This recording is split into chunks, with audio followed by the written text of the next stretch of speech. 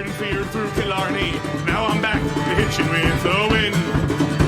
But if Mickey Flynn should ever find me, I'll throw me caution all behind me and square off on that son of a bitch again.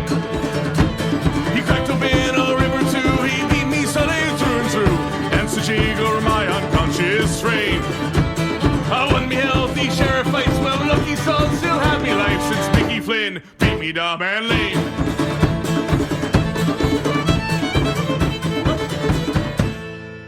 What's up, everybody? Welcome back. We are back after a long hiatus. Once again, the Chasing the Pennant podcast. I'm your host tonight, Rob, joined by Biscuit. Biscuit, how's it feel to be back? You know, after a 2+ month hiatus of recordings and talking about some Phillies baseball with the boys, I am happy to be back tonight, Rob. Thank you for having me. Yeah, of course. It's always good to have you on. I should say it wasn't really a hiatus so much as just we all got busy as shit. And, with the world the way it is, the coronavirus and, the election, that's come and gone now. And everybody's just, our minds have been elsewhere for good reason lately. But we're back talking Philadelphia Phillies baseball tonight. And we're going to talk about some free agents. And the Phillies, obviously, they're hopefully deep in negotiations with JT Realmuto, and who knows what's going to happen with Didi Gregorius as well. So they've got some moves that they've got to make. But there are other guys out there on the market as well who would look really nice in those beautiful Philadelphia Phillies pinstripes. The jersey that should have been the nicest jersey when we did that vote way back in the middle of summer. Screw you, Shane. Anyway, Biscuit, we were talking a little bit before we began recording here, and you said that you had about a dozen or so guys who you kind of piqued your interest a little bit, and do you want to kind of expound upon that a little bit? Oh, yeah, of course, Rob. So free agency is now upon us. Players are, now granted the permission to sign since we're given past so much of the World Series. And it truly is, we're in a position where we don't know what the Phillies exactly are going to do. It sounds like they aren't going to do anything too sexy this offseason. Nonetheless, they're still connected to some, pretty big market names currently, obviously JT Realmuto being the most connected since he was just with us, and even George Springer in some capacity. But what I want to, start off with this caveat is, what type of offseason are the Phillies going to have? Because obviously if they go after a guy like JT or George Springer, I feel like that's really it in terms of what they can do given, it sounds like with everything with the MacPhail presser and John Middleton's presser when they fired the now, replaced or now going to be replaced Matt Klentak. It doesn't sound like they're going to spend much money or really do anything that is going to excite the fans, which after how the season ended, that sucks. And it sucks to hear. It really it's does. Really, you were mentioning at the beginning, talking about, life and work and things happening in this year, but it's not like the Phillies gave us much to want to talk about. They went out with a whimper. They needed to win one more game to make it to the playoffs and couldn't even do that. We don't need to go into it, but it was not exciting in the fullest. So I think now with, major life events calming down in some capacity and us kind of having the ability to, focus on the Phillies again, talk about what they're going to do. So my first question, I'm going to throw some questions at you too, Rob. Let's hear it. Do you think there is any likelihood? I know we talk about JT a lot. Do you think the Phillies bring him back? I want a yes or no answer. Real quick, I'm going to say yes. I'm still keeping the faith. Okay, perfect. Because in terms of backup catchers on the market, the only other popular name I think is really James McCann. And I believe he was just with the White Sox, had a pretty good year with the bat. Wasn't really known much about, his offensive prowess before the season. I believe he was an all-star last year, but that's kind of like the second big name. And obviously it's a big fall off from JT. But so he's the real catcher in this kind of mix other than JT in that regard. Other names I have are who I think could be good on bounce back candidates are Jake Odorizzi and James Paxton. Both of them kind of had down years. I think both of them only threw like less than 20 innings. Both had injuries. Like I said, with it being a situation where the Phillies don't seem like they're going to make a big splash, I think they're going to try to capitalize on these kind of one-year bounce-back candidates who, have much to kind of prove since they were limited to only so much in 2020. Yeah, Odorizzi was a name that piqued my interest a little bit, and I quickly did some research on him before we began recording here. And I saw his numbers. He kind of started off his career with the ERA in the low fours, and then he had a good year recently, where his ERA, a couple good years where his ERA was down into the high threes. The injury last year, he didn't pitch that much, but yeah, it about what you can expect from Jake Odorizzi is somewhere in the high threes to low fours ERA wise, which isn't great, but it's a hell of a lot better than we've been getting from our 3.45 over the past few years. We really need that stability in the back end of the rotation. And, at this point, Zach Eflin, you can count on him to be a good 3 or 4, but you need one more guy to kind of round out that rotation there. And especially with Jake Arrieta and his lack of production, hopefully not coming back next year. You need to address that starting pitching situation. I think Odorizzi, I have a couple other names, but I think Odorizzi is a good name to bounce around a little bit. I think if the Phillies want to take it a step further where they aren't getting like kind of a top tier, second tier starting pitcher, but kind of look for someone in the middle, kind of maybe get them on like a cheap 2 or 3 year deal. What do you think about the name Masahiro Tanaka?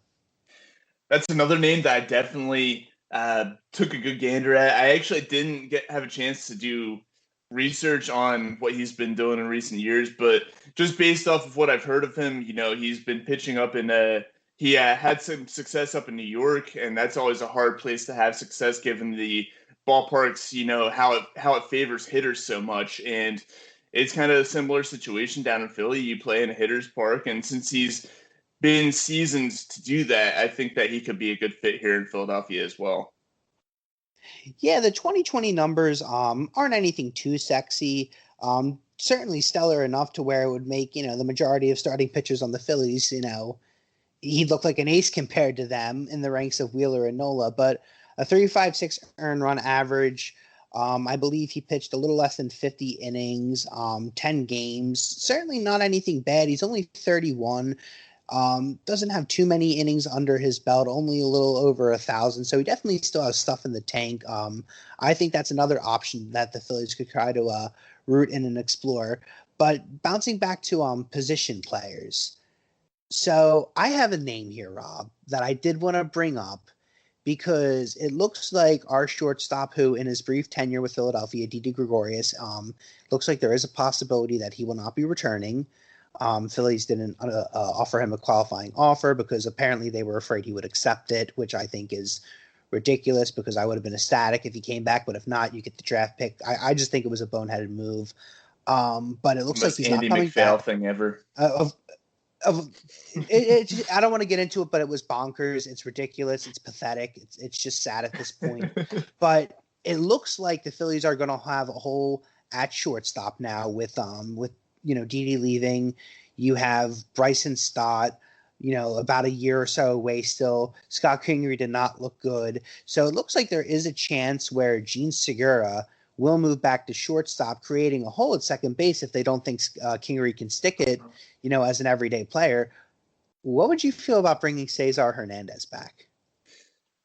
Hard pass. Pass? I had enough headaches with him during his first tenure here, and I'm one of those guys who I'm not keen on bringing back former players just to kind of patch things up. I would rather, once you move on from a guy, just let bygones be bygones. Unless he's he's a guy who really, really turned a corner and he's a much different player than he was in his first tenure here. But I don't know. I'm not sold on Cesar being better than what he was before. I remember his last two seasons in Philly, 2018 and 2019. It was mediocre at best. He came off a really strong 2016, 2017 and kind of fell off a bit. And sort of like the Odubel Herrera conversation where it looked like he just made a lot of mental mistakes in the field. I think Cesar Hernandez also fell suspect to that as well. However, he did, just win a Gold Glove. I don't know if you saw that or caught that, but he is a Gold Glove winner. And on top of that, had a pretty sound year offensively in 2020. 283 batting average. His OPS was back up to 355 as obviously a shortened season, so you can't take too much into account with it. But, it was down in 2019 into the 330s for a guy who consistently out his career with the Phillies had OPSs in the 370s, 350s. So it looked like he was leveling out. He's still only 30 years old. I think I'd take him up again if it was on a 1-year deal, unless to get, just to give time to get Stott ready or figure out what their plan is for long-term future at shortstop and second base. So I definitely pursue that option.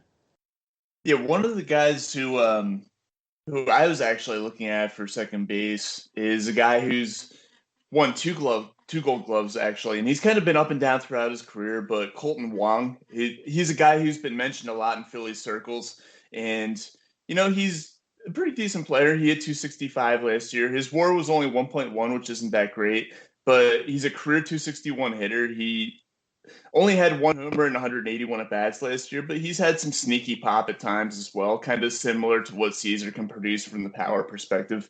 And as I said, the 2 Gold Gloves, he's just as good a fielder as Cesar Hernandez is. So personally, given the choice between those two, I would go Colton Wong over Cesar Hernandez. Well, yeah, certainly. You said it, especially in terms of on-base percentage, like his 333 career on base percentage. Wow, if I can talk too, Rob. With, like you said, the sneaky pop is there. He's had 361, 350, so he certainly can get on base at a clip that's representative of Cesar. So I'd be fine with that candidate as well. Another position where it looks like the Phillies, they kind of had a platoon situation going on there in 2020 with primarily Jay Bruce and most, usually Phil Gosselin as the right-hander is the designated hitter. This is an interesting spot because there's talks that the designated hitter might not come back to the National League in 2021. It's something that would have to be agreed upon, I think, in the amongst the Players Association, if I'm not mistaken.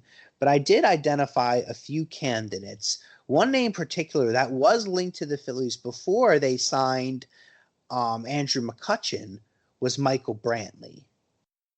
So Michael Brantley, I believe, slashed over 300 with an OPS slightly over 800 for this season, if I'm not mistaken. Over the last 3 seasons, his career batting average is well over 300. His last down year was in 2016. He is 33 years old, so I wouldn't really sign him beyond a 2 or 3 year deal. But what would you think of an option like that, especially solely in like a designated hitter spot where you're getting not really so much of a power guy? He can give you probably about 50 runs, but certainly someone who gets on base at a respectable clip, someone who has a very high batting average and can, move runners along in a lineup that's going to lose a little bit of a punch this year. You know what? I would be a fan of it. I've always respected Michael Brantley's game throughout the course of his career. He had some great years in Cleveland, made 4 All-Star teams, was productive last year or this past season in Houston, reaching a 300 batting average. And he's a guy who's hungry too, because he's been around for a while and he's never won a World Series. So he has that. He had his chance in 2018, came up 1 win short with the Astros. He's a guy who wants to win. And he wants to get that ring. As you said, he's 33 years old. He wants to get that ring before his playing days are over. So I think that he's a guy who we could see some kind of hunger out of. And, he's a veteran. He's been around for a while. He knows the ins and outs of the game. He's got versatility. You can play him all over the outfield if there's injury situations or if you need to fill a spot somewhere out there. Probably not great in center field anymore, but can still probably be very effective playing the corner outfield positions if you need him to. So yeah, there's a lot of good things that could come along with Michael Brantley coming to the Philadelphia Phillies. So that would be a really intriguing one to me. I think that's a good name to throw out there. Yeah, and you said it, a player that you respect. He seems like a great clubhouse guy. And as I mentioned prior, he was linked to the Phillies before they signed Andrew McCutchen, and I remember he was someone that I was very high on in left field. I thought he would have been a great addition to the team. Obviously, they ended up going with McCutchen, which, as okay with the move as I was at the time and as okay as I am with the move right now, I believe Brantley got signed cheaper with the Astros, and just a case of the Phillies misjudging talent, and I don't want to get into it, but nonetheless. So another guy at the designated hitter spot who not really linked to the Phillies, a name that has been thrown out there. I know some, more renowned Twitter fans who are, ardent about following the Phillies and whatnot. Jock Peterson. Now, Jock Peterson didn't have the best year this year with the Dodgers. In 2019, however, he did hit over 30 home runs, so he definitely has the pop. Not really much of batting for high average guy. You're not going to get anything higher than maybe even the 250s or 240s with him. But he does have that power, and if you're trying to get that type of Jay Bruce replication where you're getting someone who isn't going to give you a ton for batting average or even getting on base to a very high clip, no more than maybe 340 or 350. But you're still getting that kind of power with him, and he's still 28 years old, so he's still young in his career. I don't know if he'd be looking for a multi-year deal or more of a bounce back type of deal, given that he did have his struggles in 2020. Yeah, I'll say this about Jock Peterson.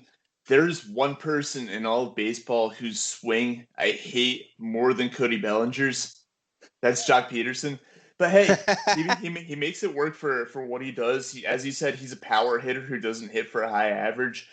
2 years ago in 2019 was a career high 249 average for him, but he did hit 36 home runs that year. Significant drop off in the average down to 190 over the abbreviated season, also down to just 7 home runs. Granted, he did miss 17 games during the regular season, so I'm sure that had somewhat of an impact as well. I'm not crazy about Peterson, though. I'm not really a huge fan of the guys who are kind of one-dimensional offensively. All he gives you is the power. He doesn't hit for a high average, doesn't have a high on-base percentage. He doesn't do much in terms of stolen bases. In fact, he's only had 3 stolen bases total over the past 3 seasons. So his only value offensively is hitting the long ball. And that's worrisome to me because if he's not doing that, then he's basically a zero. So I like the potential if he is hitting well for power, but that's a big if. And that's a risk that personally I wouldn't want to take. And I think, you saw it with a player like Jay Bruce. Jay Bruce had some moments where he hit some pretty cool home runs. Definitely, not a bad trade or not a bad player in any mean, but you talked about being one dimensional. I think that's really it. He's not anything stellar in the field. Nothing more than a power bat from the left-handed side. Can't even hit lefties. I don't even need to pull up the splits to let you know that he hits horribly against lefties.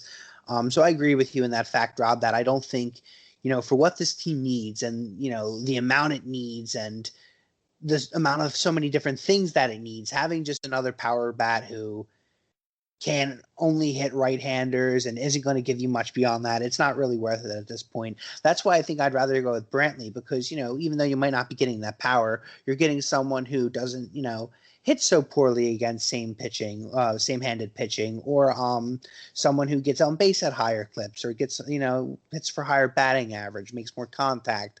I would much rather go with that. So transitioning to relievers, I only have 2 names here. One of these names is being pretty consistently linked to the Phillies. The MLB trade rumors, they recently came out with their list of 50 free agents and predictions on where they'll go. I'll start with this reliever, Liam Hendricks, coming off a pretty solid 2020 season. ERA in the low 2s, 22 innings pitched. I believe he had about 16 saves. I think, we don't need to spend a second talking about how horrific the Phillies bullpen has been in 2020. And they need to go in a new direction with it. They can't keep spewing the same shit with it. So I do think if the Phillies are going to make some type of strong, solid move, they're going to really go after a reliever and target relievers. So this first guy is Liam Hendricks. I almost switched. I got the two mixed up. So Liam Hendricks, have you done any research on him, Rob? I'm about to look up his numbers on Baseball Reference right now as we speak. But with that being said, you mentioned it. The Phillies bullpen was absolutely horrendous. Or as Matt Klentak would say, it was objectively horrendous. And you There's a can't special possibly place in hell for Matt Klentak. You're telling me. Yeah, you can't possibly be worse than they were last year. And you're talking about a guy who last season was 3-1 with a .178 ERA, which is really, really good. Granted, only 24 games out of the bullpen, but yeah, he was in a closer role, got 14 saves, and pitched well for an Oakland team that made the playoffs. I didn't go as far as they probably would have wanted to go in the playoffs, but yeah, he was a key part of a very successful Oakland team that was buoyed a lot by their bullpen. So yeah, that's a name that should be at the top of the Phillies list, quite frankly, because the bullpen, I think we saw last year, was the biggest issue. If they didn't blow as many games as they did, they don't just make the playoffs. They're probably one of the top maybe 4 or 5 seeds in the playoffs if they don't have the bullpen issues. So yes, Liam Hendricks, absolutely a name that the Phillies should be kicking around. So my second guy on this list, the Phillies, actually really every team in Major League Baseball had the chance to get him about a week or two ago when he was non-tendered by the Cleveland Indians, and that's Brad Hand. And this is something that if it happened in a regular season, any sensible, smart team would have jumped all over this, because I think his option was only 10 million for 1 year. Which, for a guy who over the last several seasons from 2016 to 2020 has easily been one of, if not the best reliever in Major League Baseball. From 2016, I think he might have had 1 year or 2 years where he's had an ERA over 3 and in the low 3s. Some of those years, I think he was more in a reliever setup role as opposed to a closer. So some years his saves are kind of off. He has 30 some year, 20 another, but consistently a very sound reliever, and no team picked him up. Why? I don't. Obviously, they're going to claim the pandemic, shortened season, revenue losses, blah, blah, blah. We've heard it before from these owners and these billionaires. But it looks like still, there's a chance the Phillies could get him. What do you think about that option? Well, first off, I think the reason, or maybe one of the reasons why Brad Hand still has not found a new home, and this is one of my reasons why I'm a little bit maybe not as cozy about bringing him to the Phillies.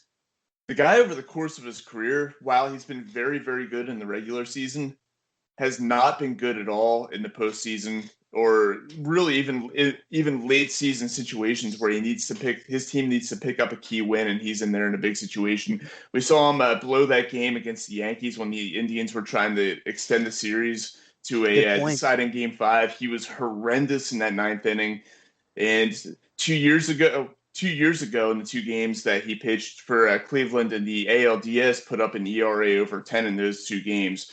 So he has not been good in the postseason. I think that's a big reason why he hasn't signed with anybody. Maybe there'd be a team that's not expecting to contend that might be interested because they just want the regular season stats. That's one of the reasons why I would kind of hold back on signing him.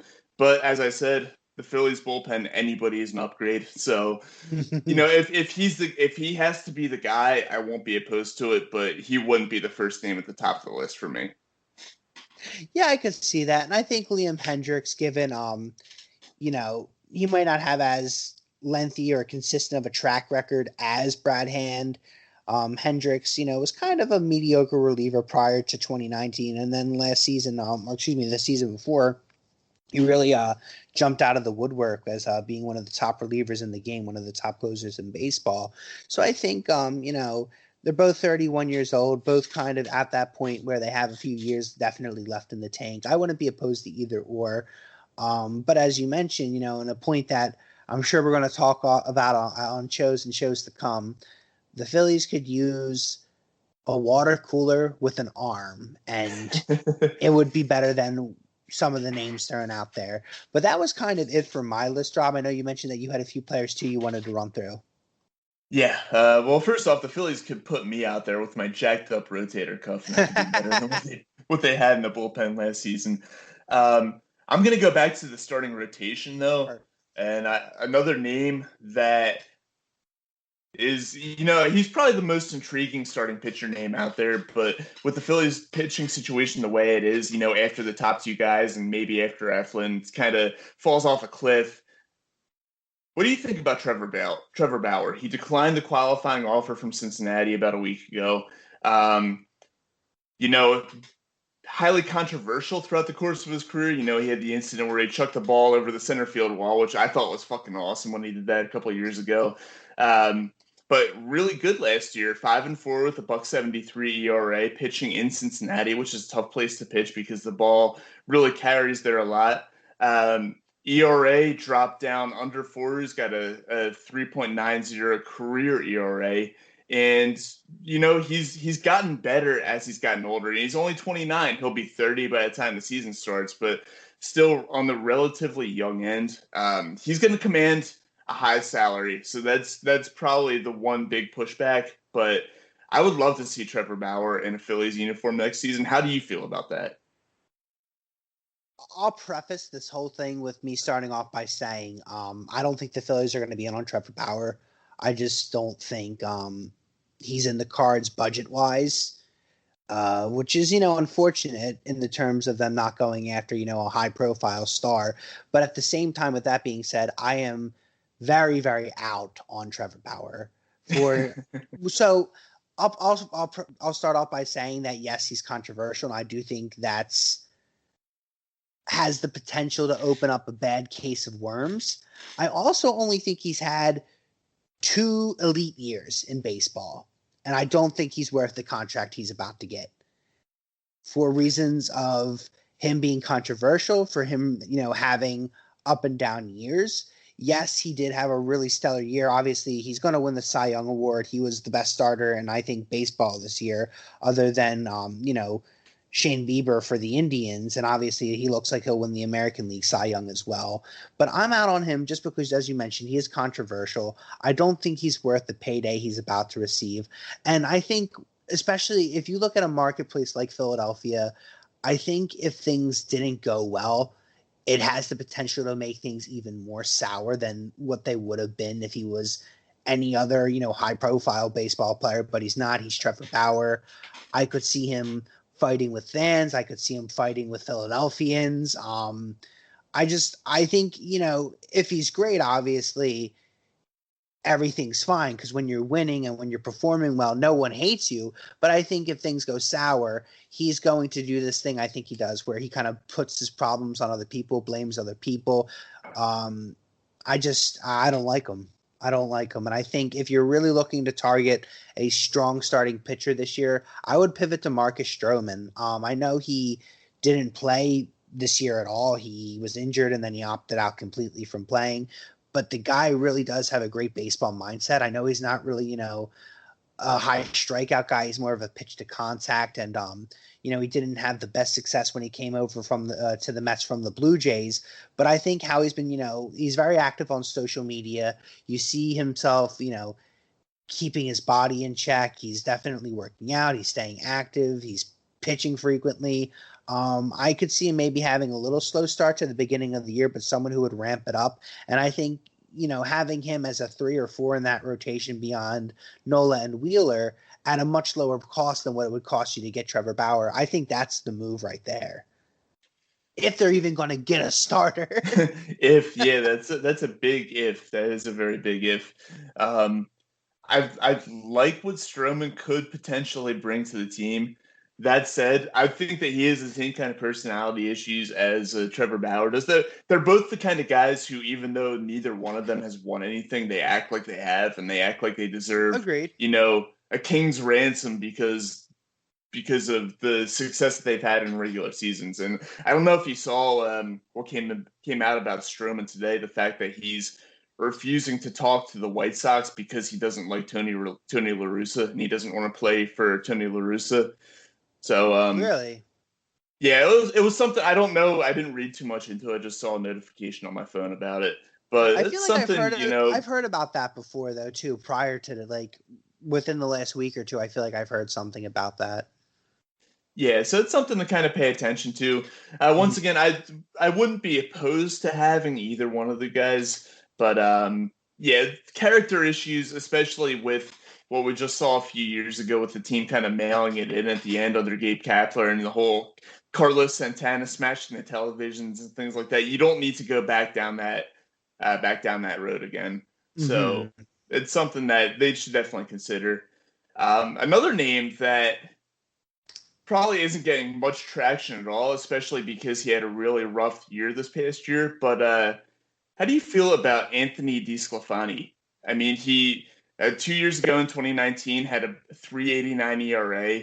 A couple years before that was down to 3.28. And this past season with COVID, he had some injury issues as well. He only got 7 starts in there, but his ERA is up to 7.22. But in his young career, has had some success, will come at a much lower price tag than the guys we just talked about. And yeah, he has the potential to be a pretty good pitcher. How do you feel about Anthony DeSclafani Um, as a guy who it's could round out the bottom end of the rotation? look. I'll put it to you this way, Rob. It's a move that I think the Phillies are ultimately going to make. Look, we talked about Stroman, we talked about Trevor Bauer. I don't think they're going to be in on those guys.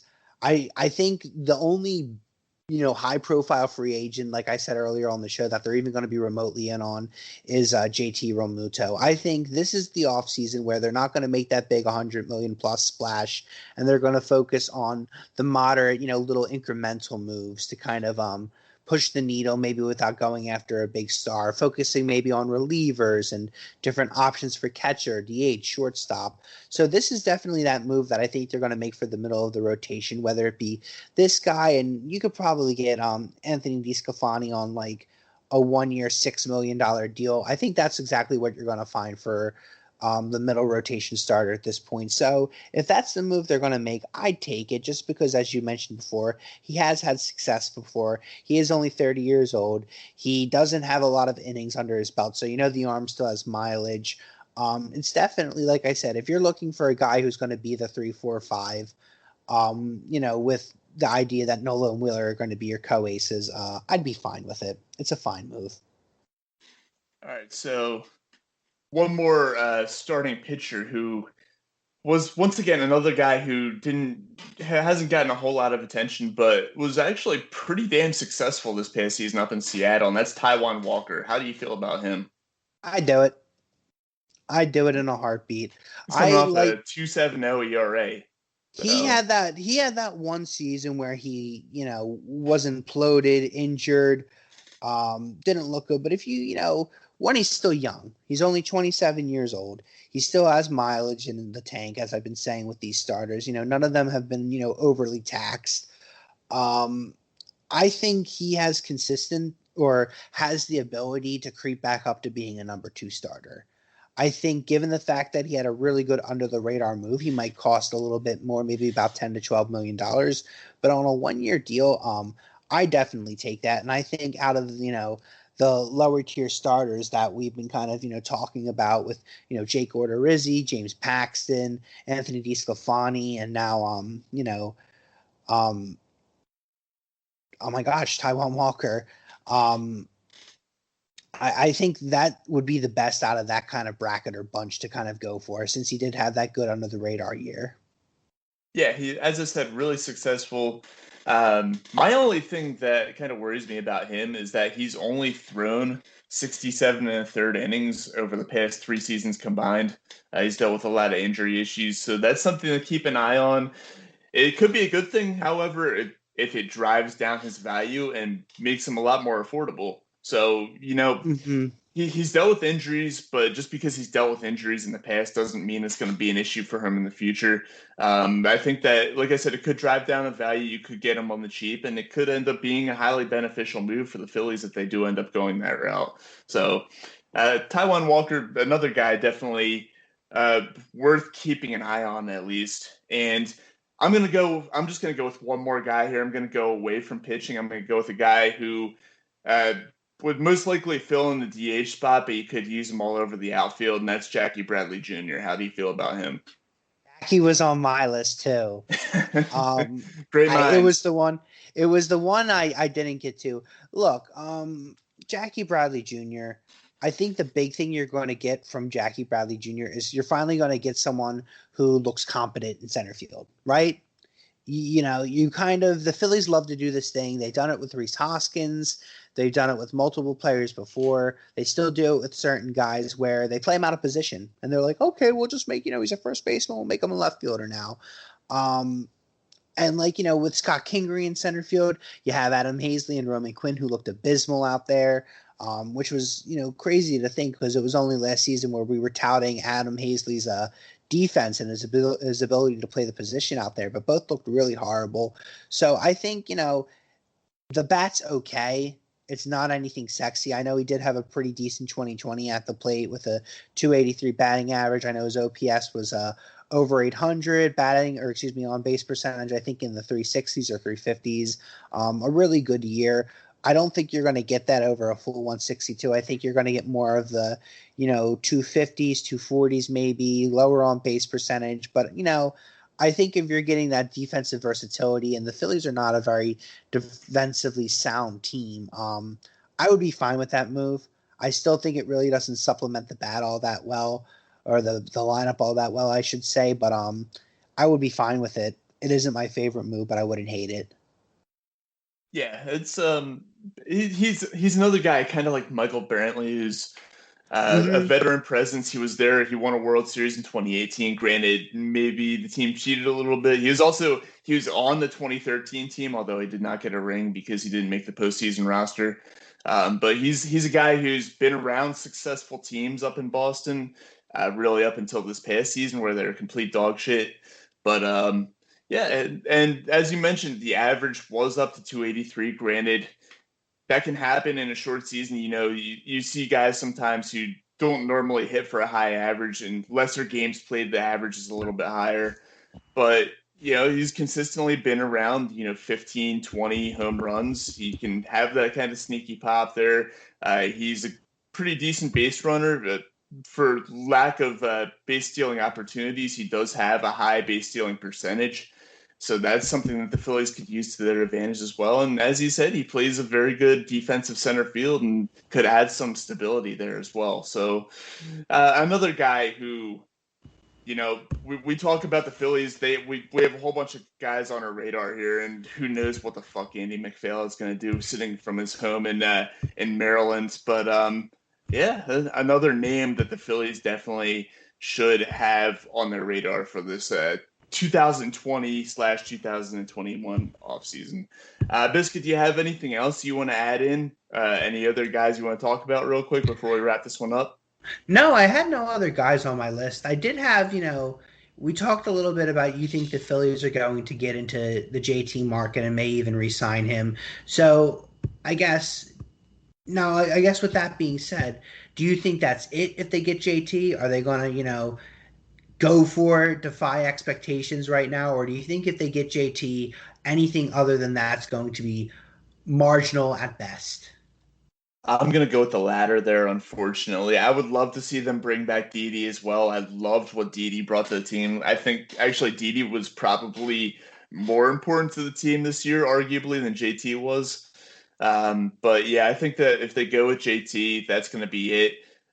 Andy MacPhail's presser was pretty telling, as embarrassing as it was. It was pretty telling the fact that he wasn't willing to go after a GM because he was afraid they wouldn't want to uproot during the COVID pandemic. Meanwhile, you have the 76ers on the other side of Broad Street who were, bringing in a whole goddamn new coaching regime and front office and everything. Uprooting clearly isn't an issue there, but Andy MacPhail's taking a different approach to it. So I think he's leaning towards being a lot more conservative this offseason. So I think that JT, if they do bring him back, that would be the only big move.